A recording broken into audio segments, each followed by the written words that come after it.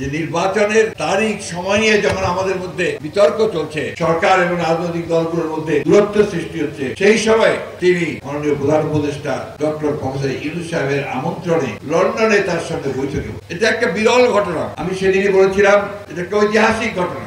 তারেক সাহেব সেই আহ্বানের সাড়া দিয়ে তারা গত 13 তারিখে যে সভা করেছেন এবং সেই সভার মধ্য দিয়ে দেখেন তার বিচক্ষণতা কতটা বৃদ্ধি পেয়েছে। আমরা বলেছিলাম ডিসেম্বরের মধ্যে নির্বাচন দিতে হবে, তাই না? আর ইউনূস সাহেব বলেছিলেন তিনি এপ্রিলে ইলেকশন দেবেন, তাই না? তিনি আলোচনার মধ্যে গিয়ে ওই ডিসেম্বরে থাকেননি, তিনি কিন্তু ফেব্রুয়ারিতে চলে গেলেন এবং ইউনূস সাহেব পিছিয়ে তিনি ফেব্রুয়ারিতে এসেছেন। একেই বলে রাষ্ট্রনায়কোচিত নেতা।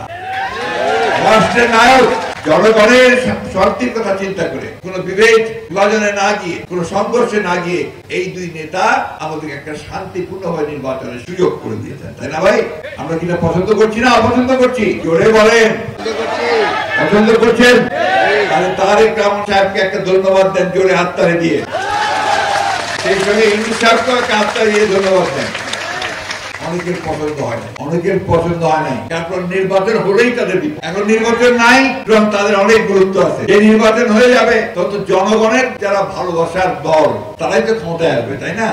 তো তখন তাদের গুরুত্ব কতটুকু থাকবে কি থাকবে না তখন নির্ধারিত, যে কারণে ওরা নারাজ হয়েছে এবং নারাজ হয়ে গতকালকে একটা বৈঠকে হাজির হয়। বন্ধুগণ, আমরা আমাদের দলের প্রতিষ্ঠাতা শহীদ প্রেসিডেন্ট তার কাছে একটা জিনিসই শিখেছি, সেটা হচ্ছে ব্যক্তির চেয়ে দল বড় আর দলের চেয়ে দেশ বড়। আমাদের নেত্রী দেশনেত্রী বেগম খালেদা জিয়া আমাদেরকে ওই একই শিক্ষা দিয়েছেন। এখন আমাদের তরুণ নেতা যিনি আপনাদের স্বপ্ন দেখিয়েছেন, সফল হয়েছেন এই ফ্যাসিস্ট হাসিনাকে সরাতে, তিনি এখন আমাদেরকে স্বপ্ন দেখাচ্ছেন যে সম্পূর্ণ নতুন স্ট্রাকচারে একটা নতুন বাংলাদেশ আমরা তৈরি করব, ঠিক না?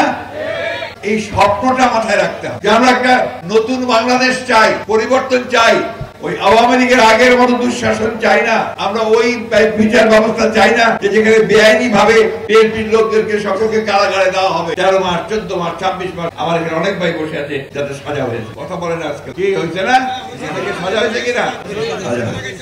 অনেকের সাজা হয়েছে। এইটা একটা না, সব জায়গায় বড় বড় নেতাদের সাজা হয়ে গেছে। আওয়ামী লীগ হচ্ছে সেই দল যারা নিজেকে ছাড়ার কিছু বোঝে নাই।